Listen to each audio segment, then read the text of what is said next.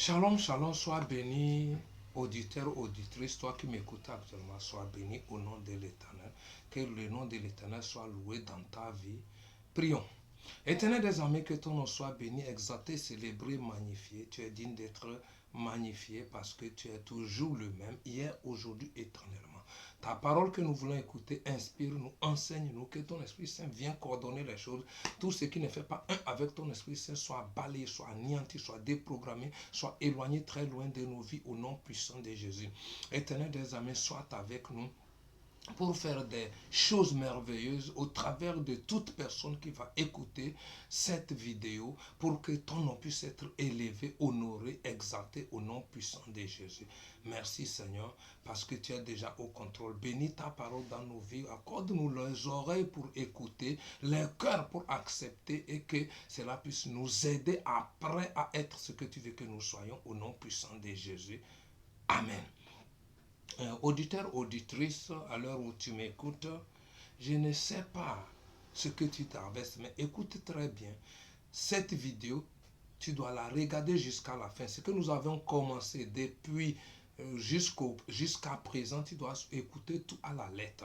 Ton miracle peut être au début, ça peut être au milieu, ça peut être à la fin. Que Dieu te bénisse. Vous êtes en compagnie de votre humble serviteur, le pasteur Ayeva Samir, depuis Sokodé au Togo, dans la préfecture de Tchaoudjo, dans la région centrale. Soyez bénis. Après, à la fin, nous allons vous donner nos contacts. Nous travaillons au nom de l'Éternel des armées. Notre ministère s'appelle Ministère international Fleuve d'eau de la vie, en abrégé MIFEV, dont je suis le président fondateur par la grâce et la faveur que l'Éternel des armées m'a accordée. Vous êtes bénis. Nous allons continuer notre enseignement sur la foi qui donne la victoire. Aujourd'hui, nous sommes dans 1 Samuel chapitre 17 à partir du verset 48e jusqu'au 54e verset. 1 Samuel chapitre 17 verset 48 jusqu'au 54e verset. 1 Samuel chapitre 17 verset 48 jusqu'au 54e verset. Écoute-moi, le temps n'est pas grand pour ne pas vous puiser ou pour ne pas vous faire volatiliser les mégas. Nous avons préféré faire ça moins de 20 minutes. Donc vous m'excusez, c'est pourquoi c'est en série. Donc à cause de ça, nous n'allons pas lire dans la Bible, mais nous avons déjà les faits bibliques en nous. À vous de lire pour nous suivre et comprendre si nous avons menti ou pas. C'est quand vous allez lire que vous allez comprendre que nous n'avons pas menti. Mais si vous ne lisez pas comment, vous allez croire en ce que nous sommes en train de dire. Soyez bénis. Nous allons avancer. La foi qui donne la victoire. La Bible déclare, quand nous avons vu par rapport au thème passé ou à l'enseignement passé, qui était quatrième partie de la foi qui donne la victoire. Aujourd'hui, c'est la cinquième et la dernière partie de la foi qui donne la victoire. Aujourd'hui, l'histoire de David et Goliath va prendre fin. Et nous allons voir si David va remporter la victoire ou pas. Sois à l'écoute. La Bible dit, quand nous avons vu que David a résumé que ce n'est pas l'homme, les chars, les chevaux, les cavaliers, les épées, les fusils, les quoi que ce soit qui donnent la victoire, mais la victoire appartient à l'Éternel des armées. Le Dieu d'Israël, qui est mon Dieu, qui est ton Dieu. Écoute-moi, en ce temps, on l'appelait le Dieu d'Israël parce qu'il était choisi pour le Dieu d'Israël, parce que c'est l'Éternel qui a choisi l'Israël pour prouver ce qu'il est. Quand Jésus est venu, ce n'est plus le Dieu d'Israël, mais c'est le Dieu qui se proclame et qui s'annonce pour tout le monde. Il était là. Les gens le cherchaient de diverses manières, dans les cailloux, dans les bois, dans les arbres, dans toutes sortes de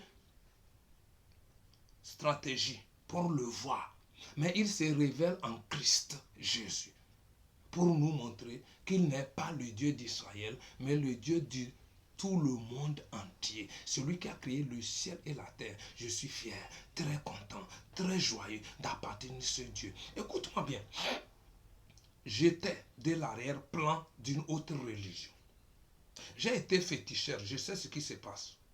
Je connais ce qu'on appelle la tradition, invoquer les ancêtres. Je suis rentré dans ces hôtels, dans ces couvents, je sais ce que c'est.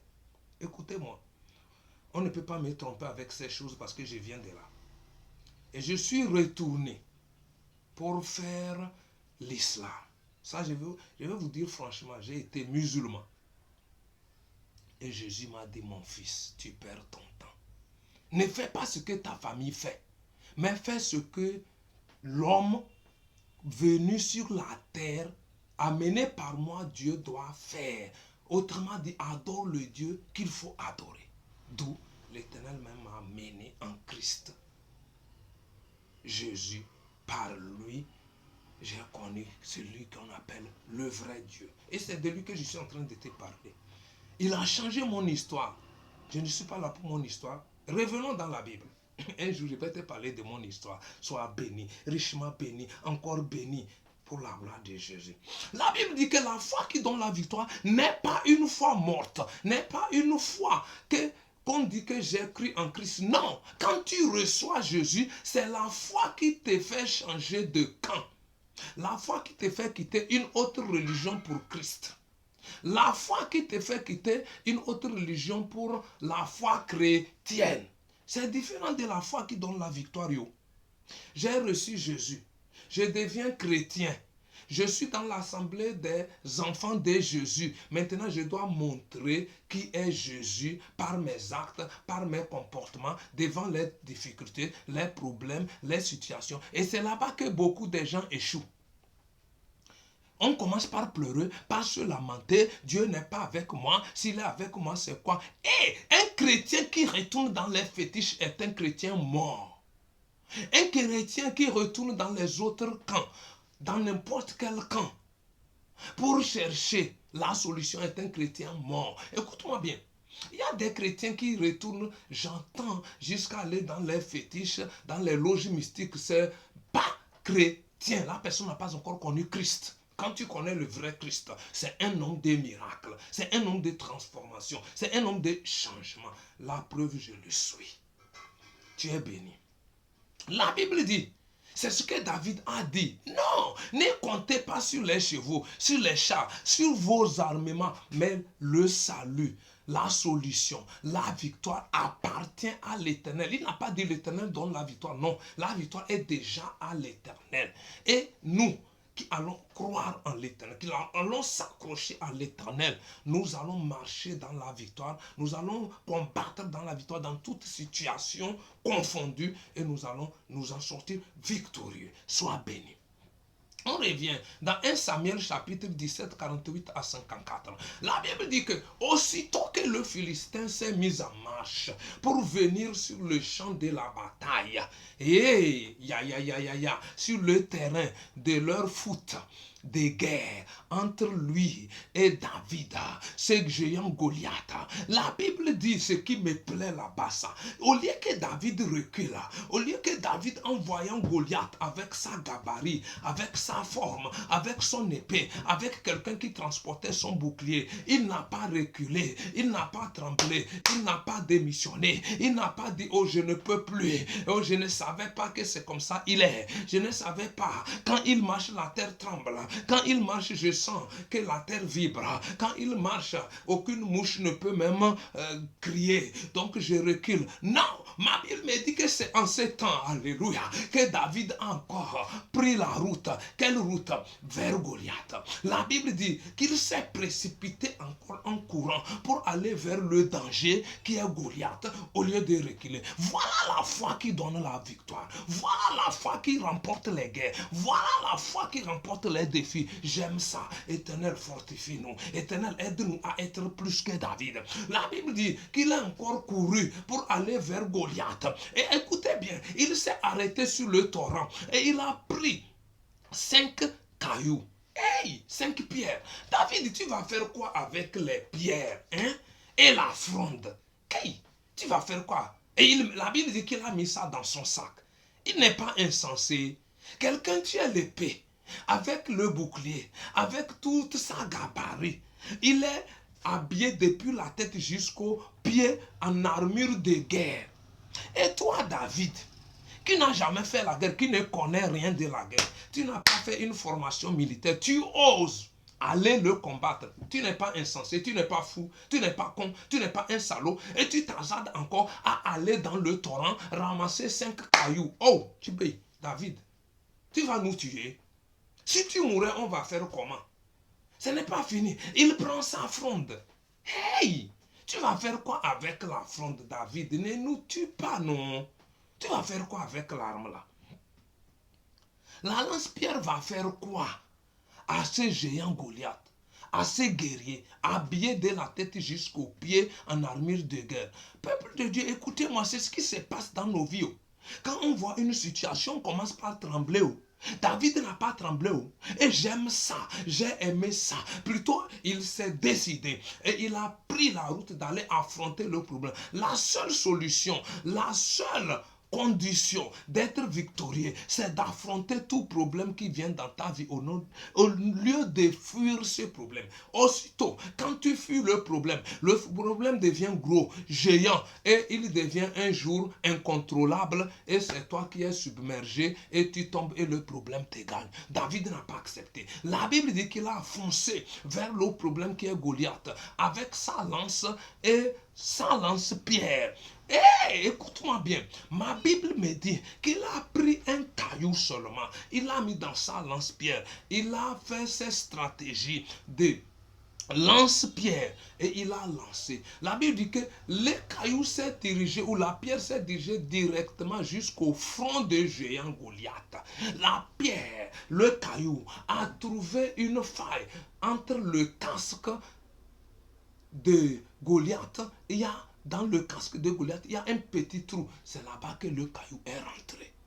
Et la Bible dit que Goliath est tombé. David est venu. Et il a pris. La Bible dit que sans l'épée, sans l'arme, rien. Mais avec un caillou et une fronde, David a terrassé Goliath, le géant, celui dont les gens tremblent. Quand il sort, tout le monde a peur. Et il a pris maintenant l'épée de ce Goliath lui-même et il lui a tranché la tête. Autrement dit, il lui a coupé la tête.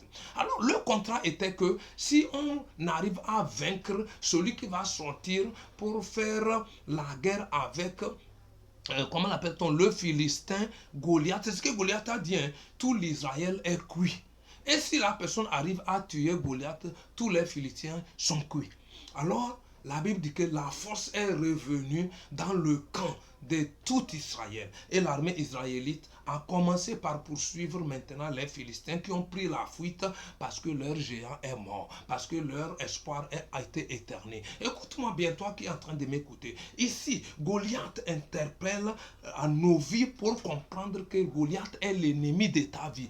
Le Goliath dans ta vie peut être une maladie. Le Goliath dans ta vie peut être la pauvreté elle-même. Parce qu'il y a certaines pauvretés qui ne viennent pas de Dieu. Dieu ne nous a pas appelés à être pauvres. Les gens confondent la pauvreté et le manquement. Je manque des finances ne veut pas dire que je suis pauvre. Je peux manquer des finances aujourd'hui. Je peux manquer des finances jusqu'à un mois. Je peux manquer des finances jusqu'à un temps. Mais à un temps donné, l'Éternel me bénit. Mais quand ça perdure, jusqu'à ce que tu n'as même pas à manger, c'est la pauvreté. Ce n'est plus le manquement. En ce temps, tu dois te lever parce que la famine est rentrée dans ta maison. Dieu n'a pas appelé l'homme à souffrir. Une maladie dont on a fait les diagnostics, l'hôpital n'a rien trouvé. Ou encore, l'hôpital a trouvé la maladie. On soigne, ça ne guérit pas. On traite, ça ne finit pas. Dis-toi que la maladie là, il y a quelque chose derrière. Amène cette maladie devant l'Éternel des armées. C'est ton Goliath. Ce problème qui ne part jamais. Aujourd'hui, problème. Demain, problème. Tu règles ce problème, un autre vient. Tu règles ce problème, un autre vient. Dis-toi que ces problèmes sont des Goliaths dans ta vie. Il y a quelque chose derrière ces problèmes. Il y a quelque chose qui amène ces problèmes. Goliath n'était pas venu sur le champ de bataille changer les stratégies de la guerre seul. Il avait ses dieux. Nous avons vu. La Bible dit qu'il a maudit David avec ses dieux. Ce n'est pas un seul Dieu. Et David s'est levé. Il a mis l'Éternel des armées, le Dieu des dieux, en action. Sois béni. La Bible dit que Goliath est tombé mort. Et David est parti prendre l'épée de Goliath lui-même pour lui couper la tête. Après, tout à l'heure, tu vas couper la tête des problèmes qui gênent ta vie. Tu vas couper les têtes des toute difficulté dans ta vie. Tu vas couper la dette de la pauvreté. Cette malédiction de la famille de ton père, de la famille de ta mère, qui ronge toute la famille avec toi. Après cette écoute, si tu crois, ça va s'arrêter au nom de Jésus. Tout problème dans ta vie, tout ce qui est négatif, négativité, tout ce qui est chômage, tu touches par ici, rien ne marche. Tu prends par ici les dossiers que tu as posés, on ne t'a jamais recruté. Après cette écoute, on t'appelle et on t'embauche là où c'est bon, en un meilleur poste au nom puissant de Jésus. Je suis venu te dire que l'Éternel, ce n'est pas hier, ce n'est pas aujourd'hui seulement. Il est là hier, il est là aujourd'hui et il sera là demain. C'est pour te dire que le Dieu que nous servons n'est pas le Dieu périmé. Il n'est pas le Dieu dont les temps sont finis,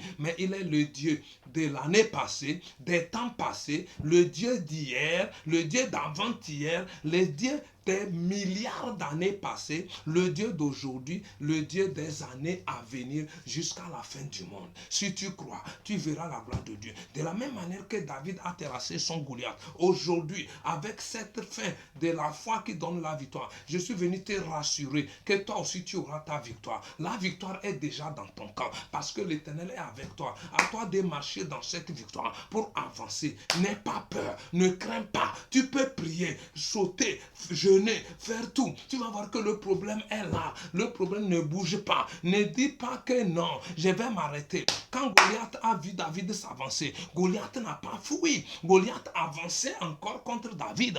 Il n'a pas eu peur de David, mais plutôt il a minimisé David. À l'heure actuelle, les gens sont en train de te minimiser. Ils ne considèrent pas ce que tu es. Ils ne croient pas en toi. Ils ne savent pas que quelque chose de bon peut sortir de toi. Mais je te dis, si tu tiens ferme avec la foi qui donne la victoire, tu vas voir les fruits de la victoire et tu viendras témoigner. Tu vas m'appeler pour me dire que l'Éternel a eu raison au travers de ma vie en m'utilisant pour te parler. Et nous allons ensemble glorifier l'Éternel, le roi des rois, au nom puissant de Jésus. Toi qui m'écoutes, c'est que il faut retenir que la victoire est déjà avec toi. C'est à toi de t'élever pour mettre cette victoire en exécution. Tu es béni, béni, béni, béni. Comme Goliath est tombé devant David, ce petit David, tous les géants dans ta vie, tous les géants dans ta famille, tous les géants qui te combattent, même les grands sorciers de ton village, de ton quartier, de ta maison, après cette écoute, ils tombent et tu relèves la tête au nom de Jésus.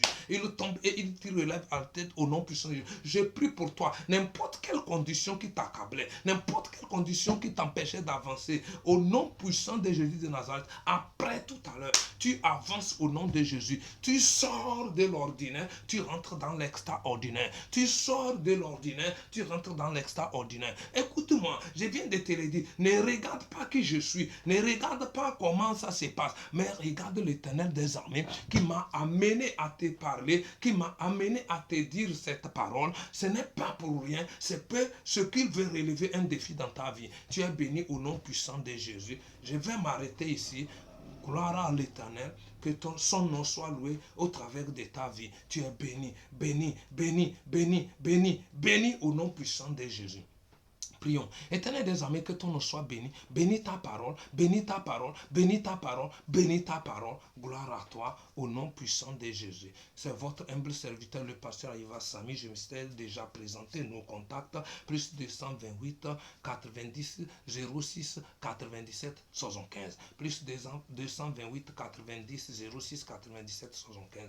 Plus 228 98 33 87. Plus 228 98 33 87. Sois béni. Shalom, shalom.